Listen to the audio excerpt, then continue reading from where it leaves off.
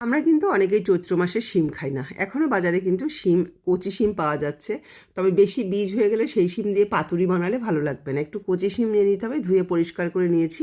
শুকনো খোলায় 2 চামচ পোস্ত আমি একটু টেলে নিয়েছি। শিলনোড়াতে আমি 1 চামচ হলুদ সর্ষে, কালো সর্ষে 1 চামচ আর দিয়ে দিচ্ছি 4টে কাঁচা লঙ্কা, অল্প একটু নারকেল কোড়া, মিহি একটা পেস্ট তৈরি করে নেব। কড়াইতে দিয়ে দিয়েছি তেল, অবশ্যই কিন্তু রান্নাটা সর্ষের তেলে করতে হবে। কালো জিরে ফোড়ন দিয়ে দিলাম, ফোড়নটা রেডি হয়ে গেলে ধুয়ে রাখা শিমগুলো দিয়ে ভেজে নিতে হবে। আগে থেকে কিন্তু নুন হলুদ দেওয়া যাবে না।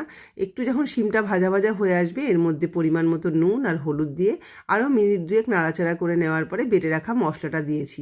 মশলাটা দেওয়ার পরে ভালো করে কষিয়ে নিয়ে মশলা থেকে যখন তেল ছেড়ে আসবে এবার বাটিটা ধুয়ে জল দিয়ে দিলাম। এবার ঢাকা দিয়ে মিনিট 5 রান্না করতে হবে।